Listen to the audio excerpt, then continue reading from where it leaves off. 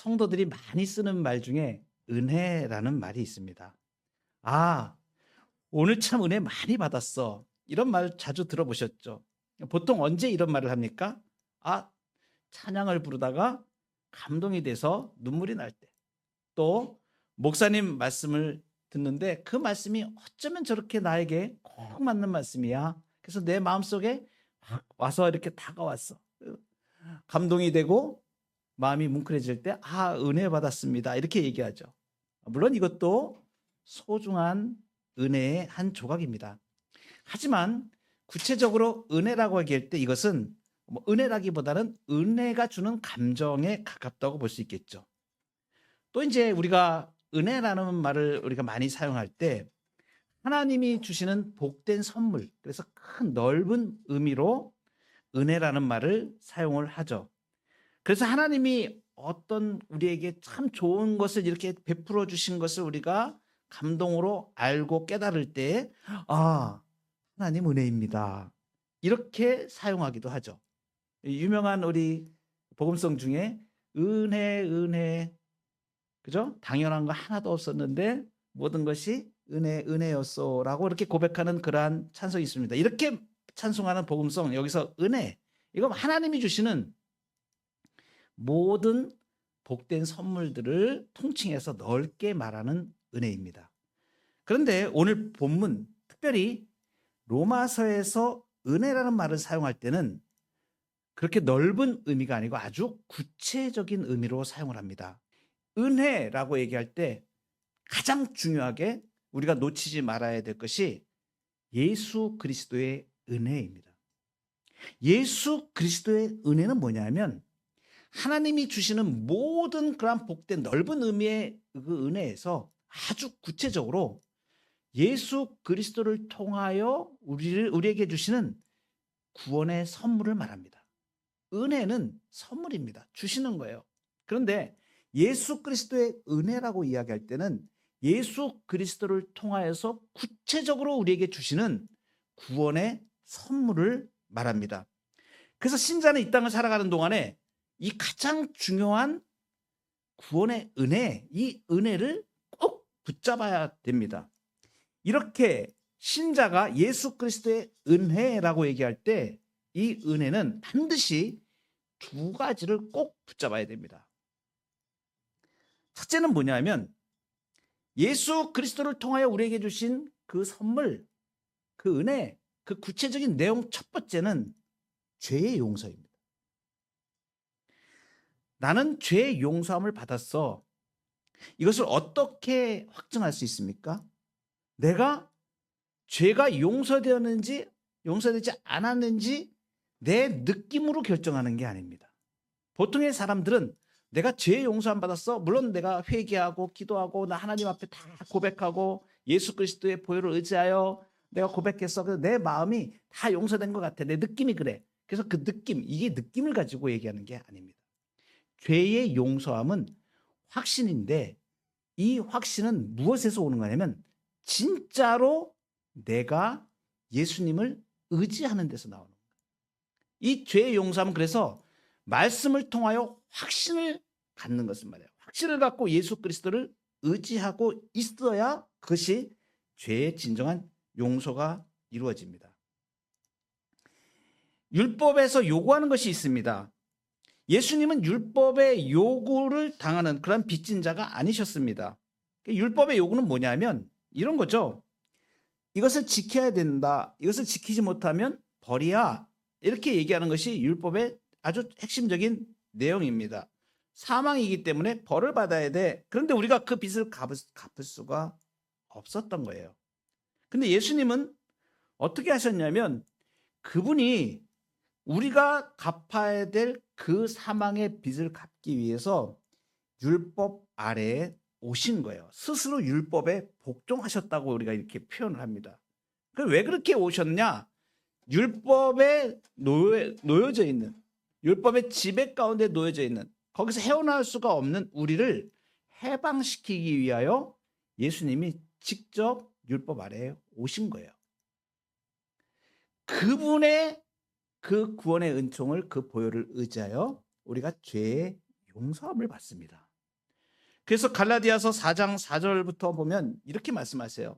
때가 참에 하나님이 그 아들을 보내사 여자에게서 나게 하시고 율법 아래에 나게 하신 것은 율법 아래에 있는 자들을 속량하시고 우리로 아들의 명분을 얻게 하려 하심이라. 이 말씀을 우리가 붙드는 것입니다. 예수님이 십자가에서 내 죄를 담당하시고 죽으셨습니다. 그리고 예수님의 의로움을 우리에게 옷 입혀 주신 거예요. 이것을 전가라고 얘기합니다. 예수님의 의가 우리에게 전가된 거예요. 이 전가라는 건 뭐냐면 법적으로 이런 뜻입니다. 내가 죄의 어떤 값을 갚아야 되는데 다른 사람이 그것을 대신하여 갚는 것을 말해요. 이것은 하나님의 공의로운 속성에 부합하는 것입니다. 하나님께서는 그래서 내 죄값을 받아야 될 것을, 사망으로 받아야 될 것을, 우리는 사망으로 그것을 갚을 수가 없는데 예수님이 그 죄값을 모두 다 지시고 나 대신 죽으신 거예요. 그래서 이 사실을 믿고 예수 그리스도를 의지하는 자가 바로 죄의 용서의 확신을 갖는 것입니다. 그러니까 은혜, 예수 그리스도께서 우리에게 주시는 은혜의 가장 중요한 잊지 말아야 될 두 번째가 뭐냐면 성령을 주신 거예요. 하나님은 우리를 용서해 놓으시고 용서해 주시고 그냥 방치해 놓으신 게 아니에요. 어떻게 해요? 완전한 구원에 이르도록 우리를 성령을 보내셔서 우리의 깨어진 성품들, 우리의 깨어진 지식과 하나님을 알지 못하는 깨어진 지식들, 부패한 속성들, 또 우리가 고장난 의지들, 하나님을 사랑할 수 없는 자였는데 이러한 것들을 성령을 보내주셔서 새롭게 빚으시는 거예요. 그래서 선한 삶을 살 수 있도록 그런 능력을 주시는 거예요. 이것이 성화의 은혜입니다. 그래서 우리가 은혜라고 할 때, 예수 그리스도의 은혜라고 할 때 꼭 붙들어야 될 두 가지가 이것입니다. 죄의 용서와 성령을 주신 것. 죄의 용서는 칭의의 은혜를 말합니다. 그리고 성령을 주신 것은 성화의 은혜를 말하는 거예요. 그래서 은혜라고 얘기하면 바로 이러한 부분을 우리가 마음속에 꼭 붙잡아야 됩니다. 그래서 오늘 로마서 6장 14절, 우리가 지난주에도 이 말씀을 보았는데 14절에 이어서 오늘 15절에 또 한 번 반복하는 것이 뭐냐면 너희가 법 아래 있지 않고 은혜 아래에 있다 이렇게 얘기해요. 그러니까 은혜 아래에 있다는 것은 지금 무엇입니까? 은혜가 무엇이에요? 예수 그리스도의 은혜라고 말씀드렸죠. 예수 그리스도는 죄의 용서와 그리고 성령을 주셔서 우리로 거룩하게 하여 가시는 이 성화의 은혜가 같이 있는 거예요. 그러니까 우리는 칭의의 은혜와 성화의 은혜 아래에 있다는 사실을 말해줍니다. 그래서 이 사도 바울이 로마서 6장 14절과 15절을 통하여서 은혜 아래에 있다는 것을 굉장히 강조를 하고 있어요. 이유가 있습니다. 좀 이따 우리가 살펴보겠지만 은혜 아래에 있다 이것을 비교적으로 설명합니다. 잘 우리가 죄의 용서함 받고 그리고 성령의 성화적인 은총을 우리가 누려가는 것을 신자들이 잘 깨닫지를 못하고 잘 알지를 못해요. 그런데 비교를 하면 명확하게 알아지는 거예요. 그래서 지금 사도 바울이 두 번이나 연거푸 법 아래에 있지 않고 은혜 아래에 있다고 그렇게 강조를 하고 있습니다. 법 아래에 있지 않고 은혜 아래에 있다. 그러면 법 아래에 있다는 것은 뭘 말하는 거예요? 법 아래에 있다는 것은 이 말을 하는 겁니다. 착하게 살아라. 너 이거 실패하면 벌 받아. 이렇게 율법적인 방식으로 말하는 것을 말해요. 이것이 법 아래에 있는 것입니다. 그러니까 하나님이 법 아래에 있는 사람을 보실 때는 어떻게 보시는 거예요? 율법의 잣대로 보면 이걸 지키면 살고 너 지키지 못하면 죽는 거야. 이렇게 되는 겁니다. 이 행위 언약에 처음에 실패했던 자가 아담이죠. 하나님께서 이 행위 언약 율법으로 이것을 지키면 살고 지키지 못하면 죽는 거야. 자, 이렇게 되면 이 법을 어기게 되면 어떻게 되는 거예요? 그러면 정죄를 받는 겁니다. 거기에 대한 사망의 벌을 받는 거예요. 그러니까 율법 아래에 있을 때에는 어떻게 돼요? 항상 내가 도망가고 숨고 변명할 거를 찾는 것이죠. 법 자체는 나쁜 게 아니에요. 하나님이 주신 율법은 나쁜 게 아니에요. 그런데 무엇이 문제냐면 이 율법은, 법은 죄를 이길 힘을 주지를 못하는 거예요. 그래서 어떻게 해요? 죄를 지을 수밖에 없는 거예요. 죄의 지배를 받을 수밖에 없는 상태가 바로 법 아래에 있는 상태인 것을 말합니다. 죄를 이길 힘이 없는 것입니다. 그래서 죄의 종으로 사는 걸 말하는 거예요. 그러면 은혜 아래에 있다는 것은 무엇인가? 은혜 아래에 있다는 것은 말씀드렸듯이 죄의 용서와 성령을 주셔서 우리를 거룩하게 하시는 그 은혜 가운데 우리가 살아가는 걸 말해요. 이것은 뭐냐면 한마디로 말하면 이미 용서받은 상태에서 사는 것입니다. 그러니까 하나님이 우리를 보실 때 얘가 이걸 지키나 못 지키나 이걸 보시는 게 아니고 뭐예요? 이미 사랑 안에 예수님께서 이미 이루신 것을 보시고 그 시선으로 우리를 보시는 걸 말합니다. 비교를 하면 이렇습니다. 예를 들면 어린 아이가 자전거를 배웁니다. 자전거를 막 배우는데 법 아래에 있는 것은 마치 이런 거예요. 넘어지지 마 하고 붙잡아지지 않아. 너 넘어지면 안 돼. 그래서 자전거를 딱 아이가 탑니다. 그리고 엄마 아빠가 붙잡아 주지도 않아요. 그냥 너 넘어지면 안 돼. 여기까지만 하는 것이 법 아래에 있는 거예요. 근데 은혜 아래에 있다는 건 어떤 거예요? 괜찮아. 넘어져도 돼. 다시 내가 붙잡아 주고 있어. 걱정하지 마. 그러니까 아빠가 뒤에서 이 자전거를 꽉 붙잡고 실제로 넘어지지 않게 붙잡아주는 능력으로 보호하시는 거죠. 그러니까 넘어지지 마 하고 넘어지지 않을 수 있게 붙들어 주시는 걸 말하는 거예요. 그러니까 죄를 짓지 않아야 될 수 있는, 죄를 짓지 않을 수 있는 상태가 된 거예요. 죄를 짓지 않을 수 있는 거예요. 넘어져도 괜찮으니까, 용서되니까. 그래서 이 은혜가 바로 은혜 아래에 있다는 것은 죄의 용서와 성령을 주셔서 우리를 거룩하게 하시는 담보 아래에 있다는 것을 말하는 것입니다. 이것을 지금 사도가 지금 왜 이 말씀을 하겠습니까? 아주 중요한 게 있는 거야. 너희는 이미 예수 그리스도의 은총 가운데 너의 죄가 용서함 받은 사람이야. 그런데 어때요? 이 땅을 살아가는데 죄를 안 지, 우리의 부패한 본성 때문에, 부패한 오염 때문에 우리가 죄를 또 지을 수도 있잖아요. 그럴 때 어떻게 하는 거예요? 그 죄를 짓지 않고 다시 일어날 수 있는 힘을 주시는 걸 말해요. 그래서 사도 바울이 지금 강력하게 얘기하는 건 너희들이 법 아래에 있지 않고 이제는 예수 그리스도의 은총으로 그 죄를 다 해결함 받은 사람이니까, 그러니까 너는 죄를 대항하여 이겨낼 수 있고 성령을 의지하여 죄된 삶을 벗어날 수 있어. 너는 다시 믿음으로 살 수 있어. 너는 하나님을 알 수 있어. 너는 하나님을 사랑할 수 있어. 너는 하나님을 따라 의와 거룩함으로 지으심을 받은 그 삶을 살 수 있어 라고 얘기하는 거예요. 세상에 많은 사람들은 나는 안 되라고 생각하는 거예요. 나는 이것을 벗어날 수 없다고 생각을 해요. 근데 하나님은 지금 이 말씀을 하시는 거예요. 너희가 법 아래 있지 않고 은혜 아래 있다.